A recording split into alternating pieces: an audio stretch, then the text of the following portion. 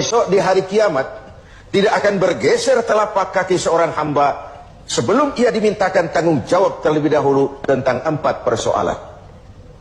Apa yang 4 itu? Pertama, an umrihi fima afnahu. Umur yang diberikan kepadanya akan dimintakan tanggung jawab kelak. Di mana umur itu dihabiskan? Sejak kita akil balik sampai ajal datang merenggut nyawa, di mana umur itu dihabiskan? Kita sering main-main, padahal waktu berjalan terus. Kita sering lalai dan lupa, padahal malaikat maut tidak pernah lalai dan lupa. Seorang Nabi Yakub alaihissalam, seketika akan ajal, beliau menanyakan, kalau saya ajal kenapa tidak diberitahu lebih dahulu? Kata malaikat maut, sudah diberitahu. Loh, bagaimana caranya diberitahu? Perubahan yang terjadi pada fisik kita adalah pemberitahuan. Uban yang bertabur, mata yang mulai lamur, pendengaran yang mulai kabur, itu semua pemberitahuan agar kita mawas diri. Umur akan dimintakan pertanggungan jawab. Di mana umur itu dihabiskan? Waktu hidup itu singkat betul, namun waktu yang singkat akan terasa ada manfaatnya kalau kita bisa memanfaatkannya dengan yang sebaik-baiknya. Apalah umur panjang kalau cuma untuk menimbun dosa dan kesalahan. Lebih baik umur yang panjang tapi untuk mengkoleksi berbagai kebajikan. Inilah makna ucapan Nabi, khairukum man tala umruhu wa hasuna amalu. Yang terbaik di antara kamu orang yang panjang umurnya dan banyak juga kebaikannya. Umur ini yang sering kita berleha-leha menghabiskannya untuk sesuatu yang tidak punya nilai, kelak akan dimintakan tanggung jawab di hadapan Allah Azza wa Jalla. Lalu yang kedua, wa an syababihi fima ablahu.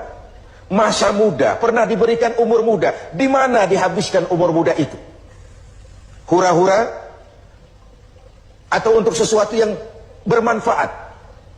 Dahulu ada seorang selebritis lah kalau zaman kita sekarang, namanya Malik bin Dinar. Namanya saja sudah Malik bin Dinar, Raja bin Uam. Hidupnya jet set. Satu malam dia mengadakan pesta di rumah mewahnya. Datang seorang pengemis, bertanya kepada penjaga pintu, siapa yang punya rumah ini? Bos saya. Iya, Malik bin Dinar.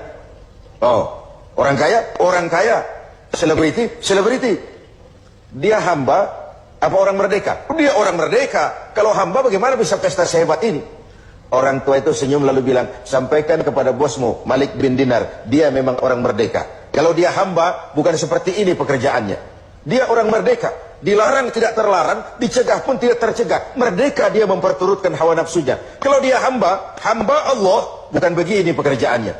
Menghabiskan waktu untuk pesta, hura-hura, sesuatu yang tidak ada gunanya.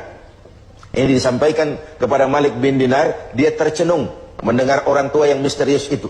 Malamnya dia bermimpi kiamat datang. Dia akan dia masukkan ke dalam neraka. Karena itulah lalu dia bertobat dan kemudian menjadi ahli sufi yang terkenal, Malik bin Dinar. Masa muda akan dimintakan tanggung jawab. Yang ketiga, wa an ilmihi maza amilabi. Ilmu yang dimilikinya, kemana ilmu itu diamalkan? Untuk mencerdaskan orang atau untuk membodohi orang yang memang sudah bodoh? Untuk membimbing umat atau menyesatkan orang lain? Agar hamba menjadi hamba Allah atau agar orang menghambakan dia? Ilmu akan dimintakan pertanggungan jawab. Yang terakhir, wa an malihi min aina iktasabahu wa fima anfaqahu. Kita akan dimintakan tanggung jawab tentang harta kita. Dari mana harta itu didapat dan kemana harta itu dibelanjakan. Perhatikan yang terakhir ini. Tentang ilmu, pertanyaan akhirat cuma satu. Ilmumu kau amalkan untuk apa? Tentang umur, pertanyaan akhirat pun satu. Umurmu kau habiskan di mana? Tentang masa muda, pertanyaan akhirat juga satu. Masa mudamu kau gunakan buat apa? Tapi khusus tentang harta, pengadilan akhirat bertanya dua. Hartamu kau dapat dari mana dan kau belanjakan kemana? Dari mananya dan kemananya? Kadang didapat dari cara yang benar, tapi dibelanjakan untuk yang tidak benar. Atau bisa juga didapat dari cara yang tidak benar, dibelanjakan kepada jalan yang benar. Itu pun tidak mungkin kedua-duanya. Semoga kita menjadi orang yang bisa mempertanggungjawabkan baik umur, masa muda, ilmu pengetahuan, dan harta yang dititipkan Allah kepada kita.